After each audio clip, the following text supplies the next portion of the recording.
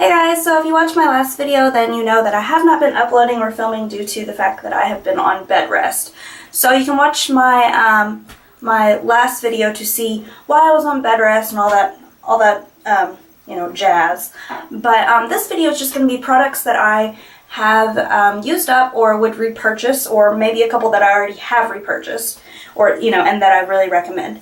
So I'm going to start with hair products because they're like directly in front of me. But this is actually the conditioner, and I do really like the shampoo also, but every time I go to buy it, they never have it. This particular conditioner was actually recommended to me by my aunt, who is a stylist and owns a salon. So this is the Biolage Matrix, or the Matrix line, but this is Biolage, there we go. And just, I really like all of these. It just depends on what type of hair you have. But this particular bottle it's not quite empty, it's like maybe to here, but I've already repurchased this. So this one is a really great product. It's a little pricey, but I feel like, for me anyways, I have a lot of hair and it's very thick. And it's long, so I feel like I really need to try and take good care of it. But yeah, so I really do recommend the Biolage products. If you've never used them before, you should check them out. Okay, the next thing that I'm going to show you guys, this particular one that I have, this product, is actually not empty. I just repurchased this, but this is like, I've purchased several cans of this. I really like it.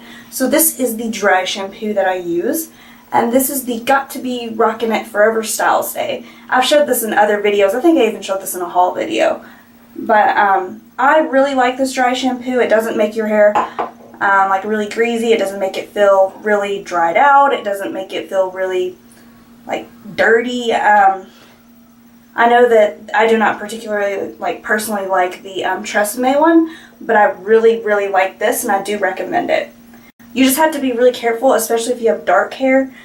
I don't know how it would do on someone with blonde hair, but with dark hair, be careful not to use too much and not to hold it too closely, or you will get like a white residue like in your hair. Don't worry, it comes out, but it's kind of a pain to get rid of once you put it in, once you have done that until you wash it again. So just be careful not to hold it too closely, and then you shouldn't have any issues. Okay, and then the other hair product I'm going to show you all is what I have been using for a heat tamer spray, and this is actually basically empty. There's barely any left in this. This is the Tresemme heat tamer spray. And I love this. I've used several other ones, and some of them make my hair just feel like, I don't know, just really gross. I don't really know how to explain it. But this does not. It leaves a really soft feel. It doesn't make my hair too greasy. So if you've never used this product, I recommend it. I think it's maybe $5, which is really inexpensive compared to some of the higher end brands. So I do recommend this product. If you've never used it, you should definitely try it out. I clearly have liked it and used quite a bit of it. There's barely any left in there. Okay, and then all of these others are skincare, but I have a few that are makeup and then a few that are just regular skincare. So my night cream that I have used up, and it is completely and totally empty. I have not repurchased this yet, but I'm obviously going to. This is the Olay Night of Olay. And like you can see, it's totally empty. What I like about this is it says firming cream, but I don't really feel like it's firming. I just like the amount of moisture that it gives me before I go to bed at night. I kind of feel like if you have oily skin, you can use this, and if you have really dry skin, you can use this. I have oily skin with dehydration, so my skin typically looks very dry, and this works for me. And then another item that I've been using for a few years now is the Pond's Dry Skin Cream. It comes in a little tub just like this, and it lasts quite a while. This is getting really low, but this is not the first time I've ever purchased this, and I really like this because, like I said, sometimes my skin gets very dehydrated very easily, and this really does add a lot of moisture back into your skin. I also use this on other areas, and I might get my skin might get really dry, my elbows or something like that, and it works really well there also. I've even used this on my legs a few times. So, yeah, my skin gets dehydrated very easily. And then all of a sudden it'll turn around and be super oily, which is kind of annoying. But, yeah, so this is a product that I've been using for years. And I will continue to use it because I feel like it's the only, like, skin cream that doesn't make my skin too oily. And I can kind of control how much I'm using. So I don't have to, you know, worry about it not being enough either. Okay, and then I just repurchased these. These are the makeup remover wipes that I'm using right now. And I've used these several times throughout the years. Anyways, these are the Neutrogena ones. And they work really, really great for removing like your eye makeup and stuff like that. They're really moist, but they're not like too wet. And they're not too dry, because I hate it whenever I find a makeup remover and it's like, or a makeup remover wipe and it's like way too dried out. These are not like that. They have just the right amount of moisture, and they do kind of leave a little bit of like an oily feel to my skin. So if you have like oily skin, you may not want to use them. But Neutrogena is supposed to be like really good for your skin. I personally don't like a lot of the Neutrogena products because they usually break me out. But these wipes don't do that. I've never had any issues with them breaking me out. Okay, and then for makeup, the brush cleaner that I've kind of been obsessed with. And when I first bought it, it had like a weird smell to it. But this is like empty. Like if you guys can see, there's like a little bitty bit in the bottom, but I literally like can't even get it out. This is really inexpensive and it works really well. It's very like fast drying, and it's probably due to the alcohol in it. Which, by the way, if you don't want to go out and like purchase a makeup remover, just use like water and alcohol, and it'll clean your makeup brushes. The alcohol will really help to break down all of the product that's on your brushes. And then you can also like, you know, clean them afterwards with like baby shampoo. But this stuff works really great. Like I said, it dries really fast. I have another brush cleaner that I rarely use because I really like this one. And it's the Sephora one, but it makes my brushes feel really, really oily afterwards. And it takes forever for them to dry. I'm talking like over 24 hours. So I don't typically use it unless I plan on like leaving my brushes sitting out for, you know, a long time and not having to use them anytime soon. Okay, and then for my face powder, this is what I have been using, and as you can see, I have obviously hit pan, and I've already repurchased this. This is the MAC Studio Care Blend, and I got really lucky that I actually found this product at my CCO for, the only shade they had was actually the one that I need. So, I really like this just because, like I told you, my skin gets dehydrated very easily. And this is kind of formulated not to dry out your skin even more than what it may already be. So I don't have any issues with using this and then my skin being really dry looking or peeling, and other products do that to my skin.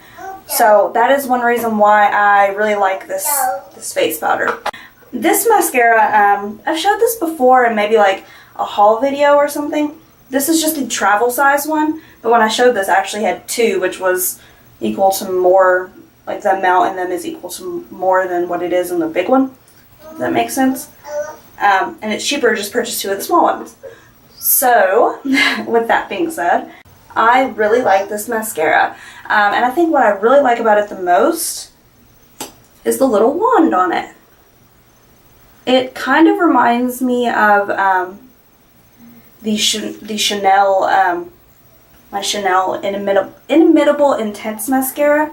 The only difference is that like the little spokes, I guess, the little brush hairs are maybe a little bit further apart on this, but it does work really well.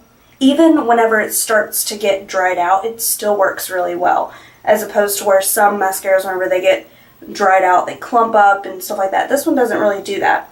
So that's one reason why I do like this, and I will repurchase this, I just don't know when.